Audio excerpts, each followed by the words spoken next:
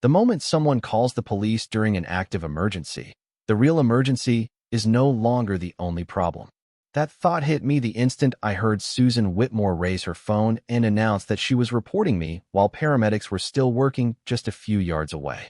It had started as an ordinary Saturday afternoon in Willow Creek Estates until one of my neighbors called for emergency assistance after experiencing a sudden medical issue on the sidewalk near the community clubhouse. I happened to be walking my dog across the street when I saw several neighbors trying to create enough space for the arriving emergency crew. One of the paramedics asked if someone could help keep curious residents from crowding the walkway so they could move their equipment freely. Without hesitation, I politely asked everyone standing closest to the sidewalk to give the responders a little more room. Most people immediately stepped back, understanding that they were only making the situation more difficult by gathering too close. The atmosphere remained calm, and everyone seemed focused on helping in whatever small way they could without interfering. Then Susan arrived. She walked briskly across the parking lot wearing her HOA identification badge and immediately began asking who had authorized residents to stand near the clubhouse entrance. Before anyone answered, she pointed directly at me and demanded that I leave the area because, according to her, I was creating disorder inside common property managed by the association. I calmly explained that I was only following the paramedics' request to help keep the path clear until additional personnel arrived. One of the emergency responders briefly looked over and nodded, confirming that nearby residents had been cooperative. Instead of accepting that explanation, Susan insisted that only HOA representatives had authority to manage activity on community property. She repeated that I was violating association rules by directing other homeowners, even though all I had done was ask people to give emergency workers enough space to move. Several neighbors exchanged confused looks because they had heard the same request from the paramedic only moments earlier. Susan stepped away, pulled out her phone, and announced loudly that she was calling the police to report a resident refusing to comply with HOA instructions during an emergency response. For a second, the entire sidewalk seemed to fall silent. Even the neighbors who barely knew me looked surprised. Nobody argued with her. Nobody wanted to create more distraction while emergency personnel continued doing their jobs. A few minutes later, a police cruiser entered the neighborhood and stopped beside the clubhouse. The responding officer walked directly toward the emergency crew before speaking with anyone else, carefully making sure the ongoing situation remained the priority. Susan immediately approached the officer and began explaining that I had disrupted HOA authority and ignored repeated instructions. I waited quietly several feet away until the officer turned toward me and simply asked what had happened. Before I answered, one of the paramedics stepped over and calmly explained that I had been assisting exactly as requested by helping maintain a clear path for their equipment. The officer thanked the paramedic, nodded politely, and told everyone that the emergency response would remain the first priority until the situation was fully under control. Susan's expression changed instantly, but she did not back away. Instead, she folded her arms and quietly told the officer that this conversation was far from over. Standing there beside flashing emergency lights and concerned neighbors, I had the unmistakable feeling that what should have been a simple afternoon of people helping one another had just become the beginning of a much larger conflict that would soon involve far more than a disagreement over neighborhood rules. After the emergency responders finished their work and the scene gradually returned to normal, I assumed the misunderstanding would end there. The police officer thanked everyone who had cooperated, reminded residents to leave emergency situations to trained personnel whenever possible, and drove away without issuing any warning or citation. I headed home believing common sense had finally prevailed, but less than an hour later my phone vibrated with a community email sent by Susan Whitmore to every homeowner in Willow Creek Estates. The message described the afternoon as an unfortunate example of a resident interfering with HOA authority during an emergency event. Although my name was not mentioned directly, every person who had been there knew exactly who she was talking about. The email claimed unauthorized individuals had attempted to direct activity on common property and suggested that such behavior created confusion for both residents and first responders.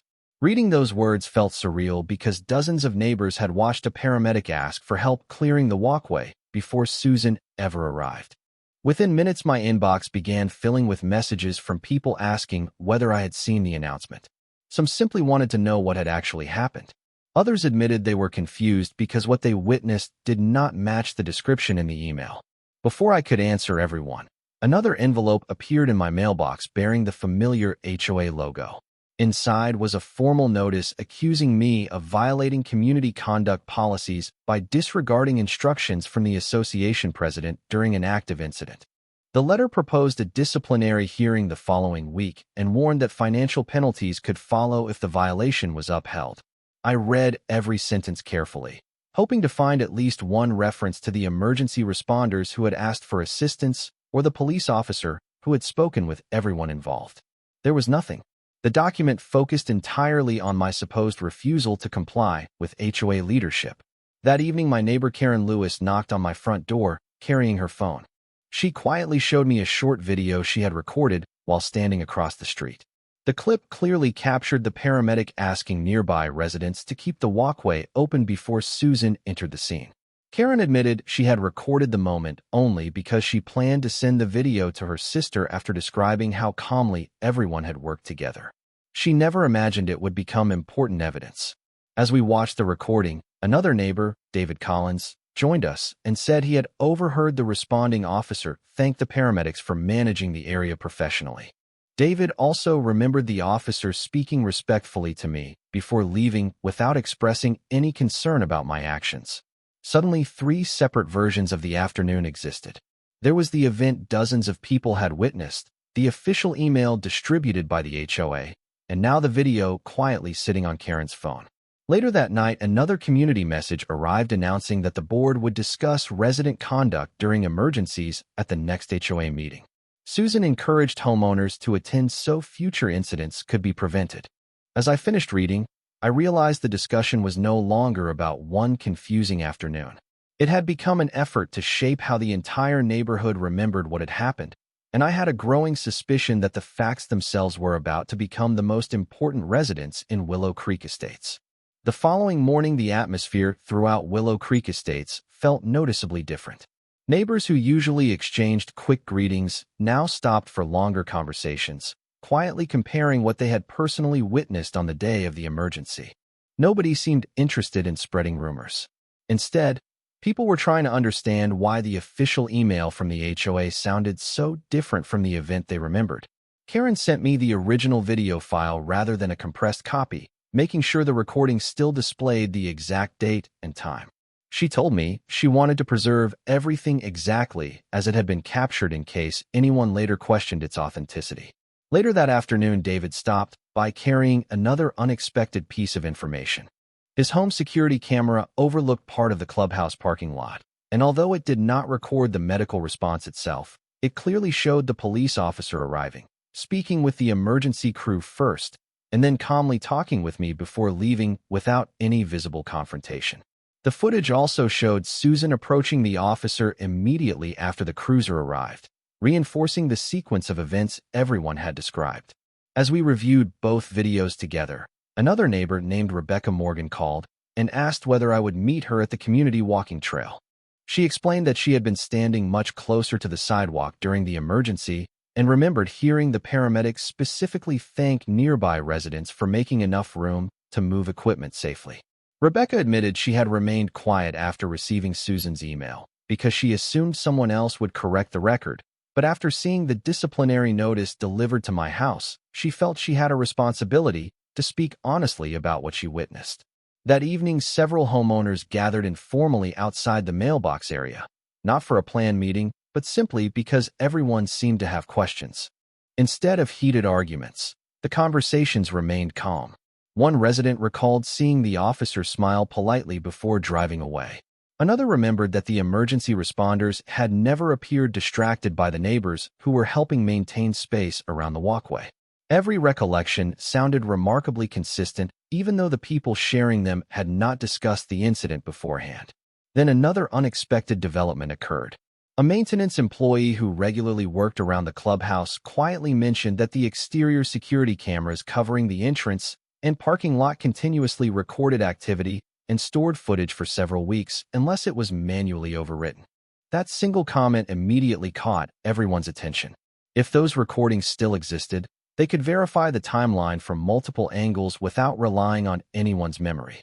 Before leaving, the employee emphasized that he did not know who had access to the recordings, but believed the system had been operating normally that day.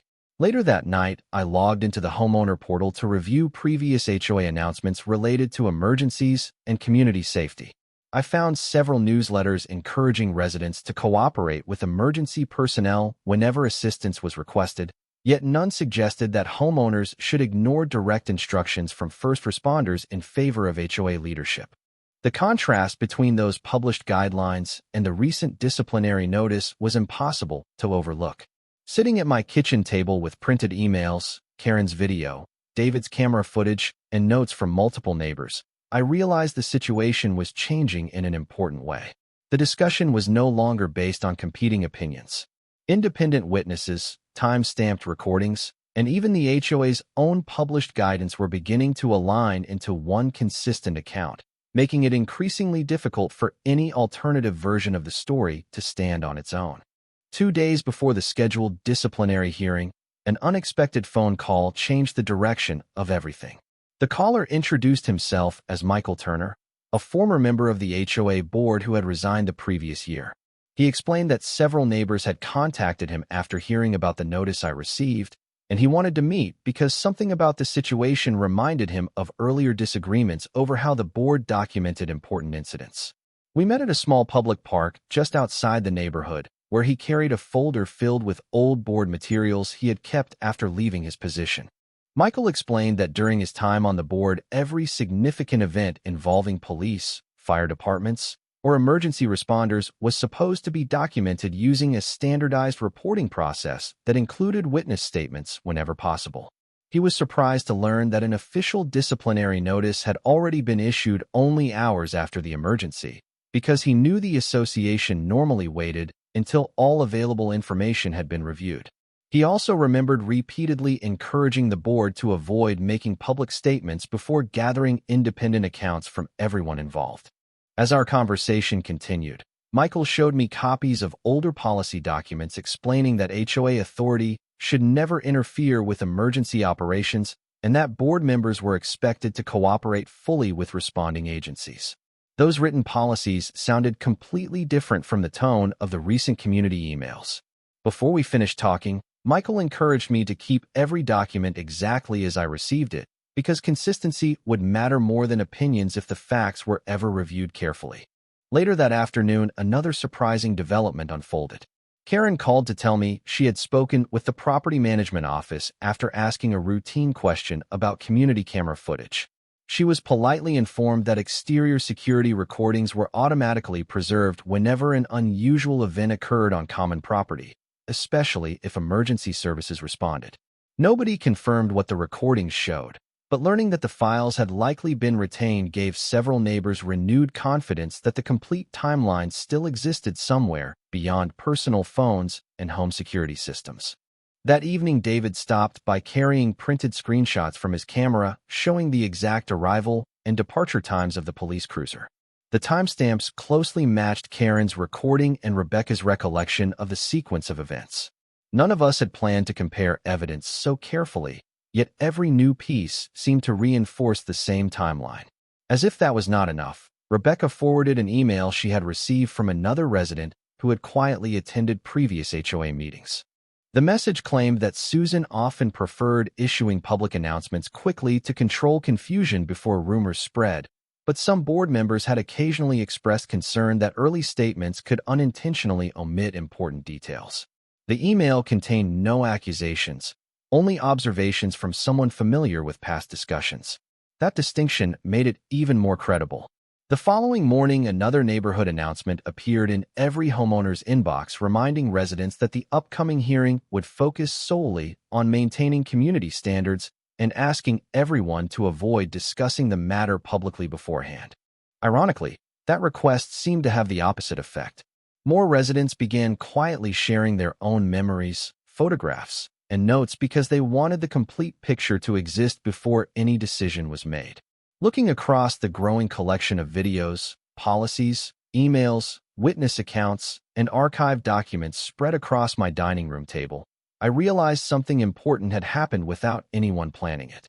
The evidence was no longer coming from one homeowner defending himself. It was emerging independently from former board leadership, longtime residents, official policies, and ordinary neighbors who simply believed that the truth deserved to be preserved exactly as it happened. The evening of the disciplinary hearing arrived with more residents than I had ever seen inside the Willow Creek Estates clubhouse. Every chair had been filled nearly 30 minutes before the meeting officially began, and people quietly lined the back wall holding printed documents, notebooks, and folders. Nobody appeared interested in confrontation. The atmosphere felt more like a community trying to understand what had actually happened than a neighborhood preparing for an argument. Susan Whitmore opened the meeting by thanking everyone for attending and explaining that maintaining order during emergencies remained one of the board's highest priorities. She then summarized the incident using language almost identical to the email every homeowner had already received, describing my actions as unauthorized involvement that allegedly complicated the emergency response. When she finished, the board invited me to respond.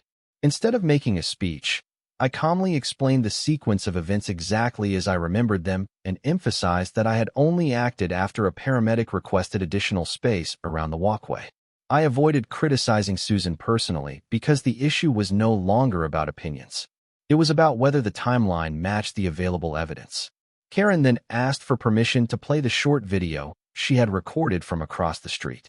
The room became completely silent as the recording showed the paramedic politely asking nearby residents to step back and keep the path clear before Susan even entered the scene. Several people exchanged surprised looks because the order of events was now visible instead of being described from memory. Next, David displayed timestamps from his home security camera confirming when the police officer arrived, spoke with emergency responders first, and then briefly spoke with me before leaving without taking any enforcement action. Rebecca quietly shared her account of hearing the paramedic thank nearby residents for cooperating, while Michael Turner summarized the older HOA procedures requiring careful documentation before disciplinary measures involving emergency situations were considered. None of the presentations were dramatic. Each person simply contributed one small piece of information. Together, those pieces formed a timeline that appeared remarkably consistent from multiple independent sources. As the discussion continued, several homeowners began asking respectful questions of the board. One resident wanted to know whether the exterior clubhouse security cameras had been reviewed before the violation notice was issued. Another asked whether any statement had been requested from the responding paramedics or the police officer before the community email was distributed. Susan answered that the board had relied on the information available at the time and believed immediate communication with residents had been appropriate. Her response sounded measured, yet it left several questions unanswered. A board member sitting beside her quietly requested a short recess so the directors could review the documents residents had submitted during the meeting. While everyone waited, neighbors spoke in low voices throughout the clubhouse. Nobody seemed angry. Instead, people appeared increasingly curious about why so many independent accounts aligned so closely if the official summary truly reflected everything that had happened. When the board returned a few minutes later, one director announced that additional documentation had now been presented which had not been included in the original review process. He recommended postponing any disciplinary decision until all available records, including community security footage and witness statements, could be evaluated together. The recommendation was approved without objection. Walking out of the clubhouse that night, I realized the meeting had produced something far more important than a delayed hearing. For the first time since the emergency, the conversation was no longer controlled by a single version of events. It had become a community effort to discover the complete truth, and that shift alone changed the direction of everything that would happen next. The postponement changed the atmosphere across Willow Creek Estates almost overnight. Instead of debating what people believed had happened, residents began focusing on what could actually be verified. 2 days after the hearing, several board members announced that an independent review of the incident would move forward before any disciplinary action was considered. The review would include available security recordings, written witness statements, community records, and information voluntarily provided by residents. That announcement alone surprised many homeowners because it was the first official acknowledgement that the original review had not included every available source of information. Later that afternoon, I received a courteous request from the association asking for copies of every document, photograph, and recording I had collected. Karen submitted her original video without editing it in any way. David provided the complete security camera file rather than individual screenshots so the timestamps could be examined in full context. Rebecca wrote a detailed statement describing exactly where she had been standing and what she heard from the emergency responders. Michael Turner shared copies of the archived board procedures explaining how incidents involving emergency services had traditionally been documented.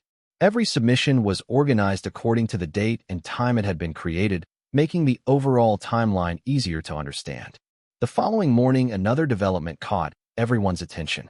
The property management company confirmed that exterior security footage from the clubhouse area had been preserved because emergency personnel had responded to the scene that day.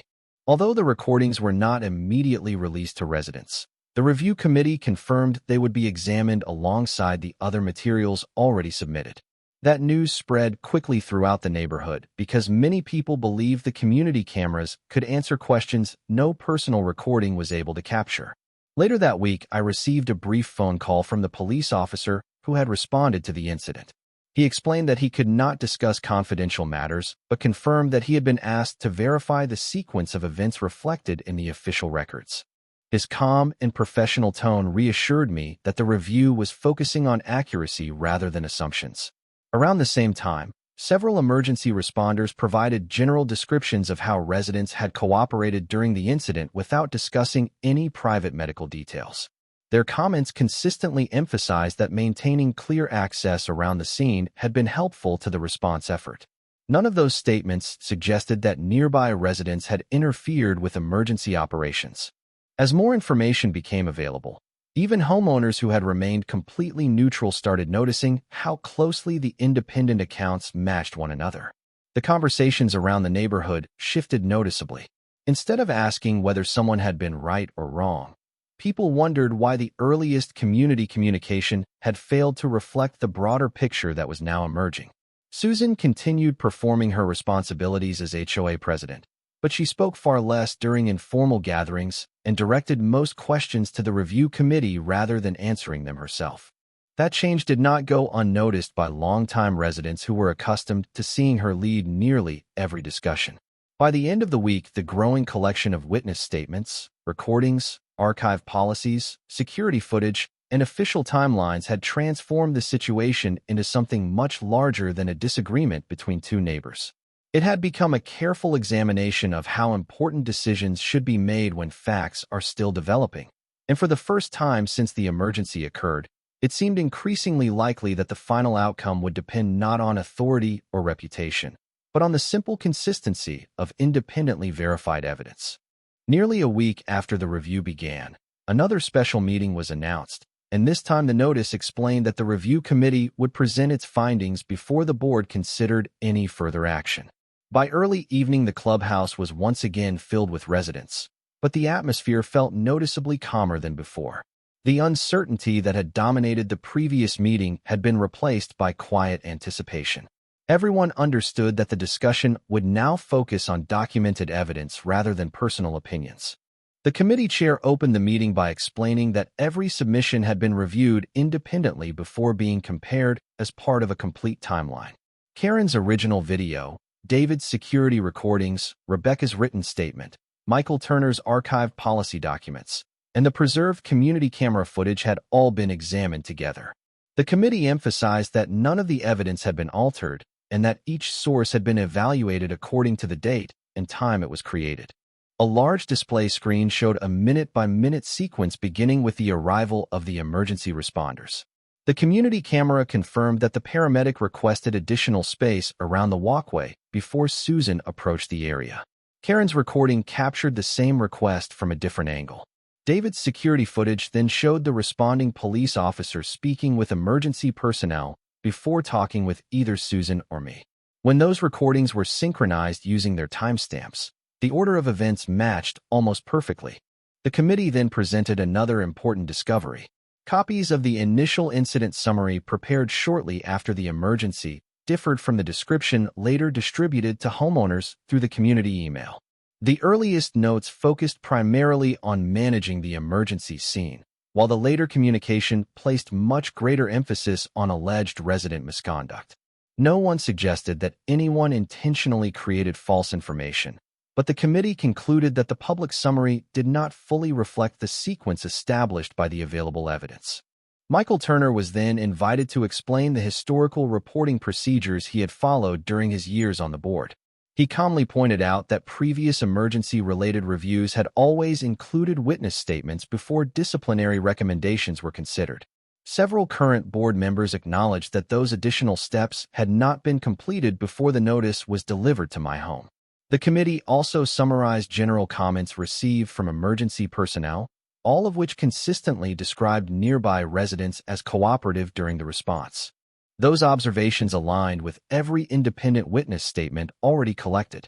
As the presentation concluded, the room remained remarkably quiet. Nobody appeared interested in assigning blame. Instead, residents seemed relieved that the discussion had finally become grounded in verified facts rather than assumptions. Susan stood and addressed the community briefly, explaining that her decisions had been made under pressure while attempting to maintain order during an unexpected situation. She acknowledged that the information shared immediately afterward had not reflected the complete picture that later became available through additional review. It was a measured statement, and several homeowners nodded respectfully as she spoke. When she finished, the committee recommended that the disciplinary notice be withdrawn because the evidence did not support moving forward with the allegation as originally presented. The recommendation received unanimous support from the remaining board members. Walking out of the clubhouse that evening, I realized the most significant change had not been the withdrawal of the notice itself. It was the realization shared by nearly everyone present that accurate records, independent witnesses, and patient fact-finding had proven stronger than first impressions, setting the stage for a decision that would reshape how the entire community handled important events in the future. The days following the committee meeting marked a turning point that nobody inside Willow Creek Estates could ignore. For the first time since the emergency, the official record reflected the same sequence of events that residents had witnessed with their own eyes. A revised community notice was distributed to every homeowner explaining that the disciplinary matter had been closed after additional documentation and independent review established a more complete understanding of what had happened. The notice did not focus on assigning blame. Instead, it emphasized the importance of verifying information before reaching conclusions during unusual situations involving emergency responders.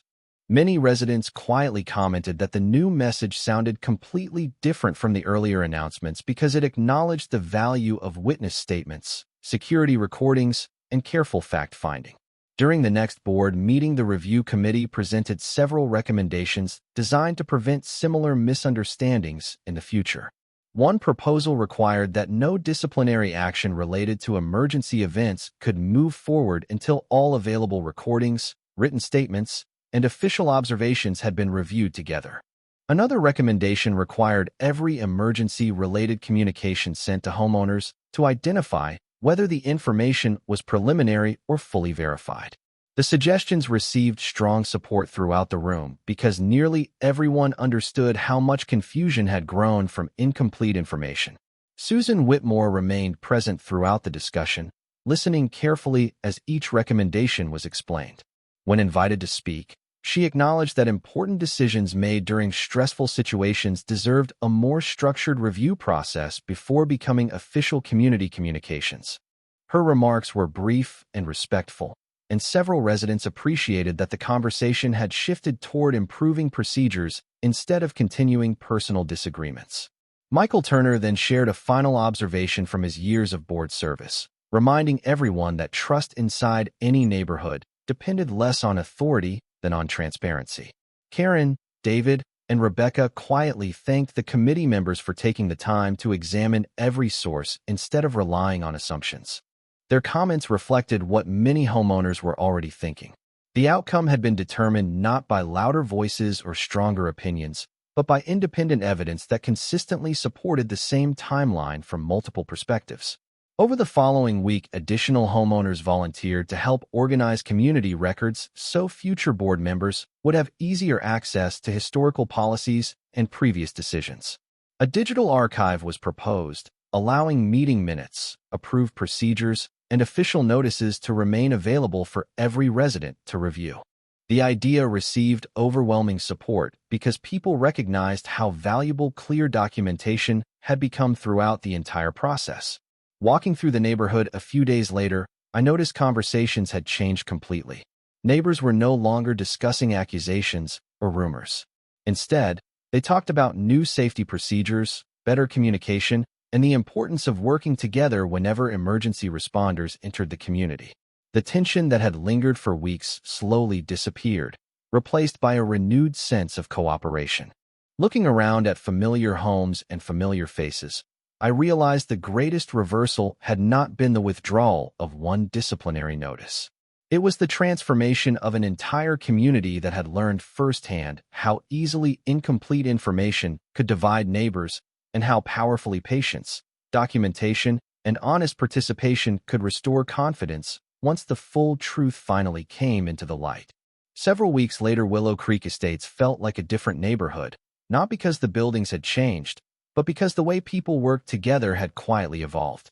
The new emergency response guidelines were officially adopted after a unanimous community vote, requiring HOA representatives to coordinate with first responders instead of attempting to direct emergency activity themselves. The updated procedures also required that any communication sent to residents after an emergency clearly distinguish confirmed facts from preliminary information, ensuring that no one would again be judged before the complete picture had been carefully reviewed. A volunteer committee was formed to maintain the community archive, preserving meeting minutes, policy updates, and important decisions so every homeowner could easily understand how the association operated. Karen agreed to help organize digital records. David volunteered to oversee the technology used for storing public documents, and Rebecca coordinated neighborhood feedback before each monthly meeting. Michael Turner occasionally attended as an advisor, offering historical perspective while encouraging the new board members to make their own thoughtful decisions. The atmosphere inside the clubhouse changed just as noticeably as the written policies. Residents who had once quietly accepted announcements without asking questions now participated respectfully in discussions, reading proposed documents before votes, and offering practical suggestions without turning every disagreement into a personal conflict. The board responded by publishing meeting materials several days in advance and setting aside time for open questions before any major decision was finalized. Susan Whitmore remained a member of the community but stepped away from the leadership position after the board completed its organizational review.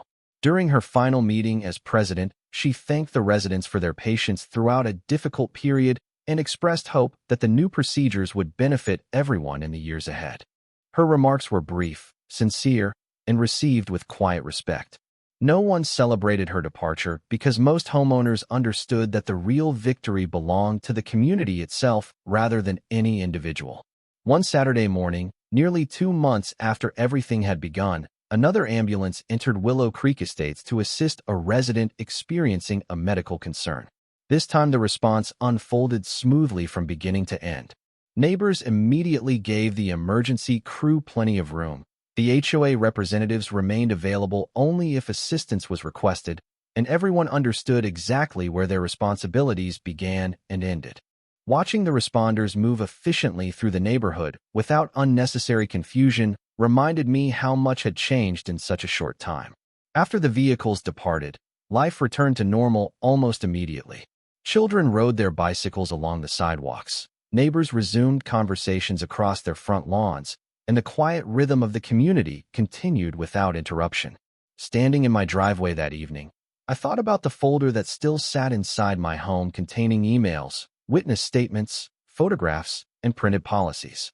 I kept it not because I wanted to remember the disagreement, but because it represented something far more valuable.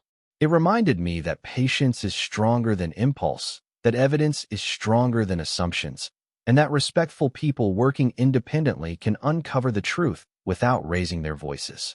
Looking across the familiar streets of Willow Creek Estates, I realized the most lasting change had never been the withdrawal of one notice or the revision of one policy. The real change was that an entire neighborhood had rediscovered the importance of listening before judging, verifying before deciding, and placing fairness above authority whenever the well-being of the community was at stake. And that lesson would continue guiding every future decision long after the original misunderstanding had faded into memory.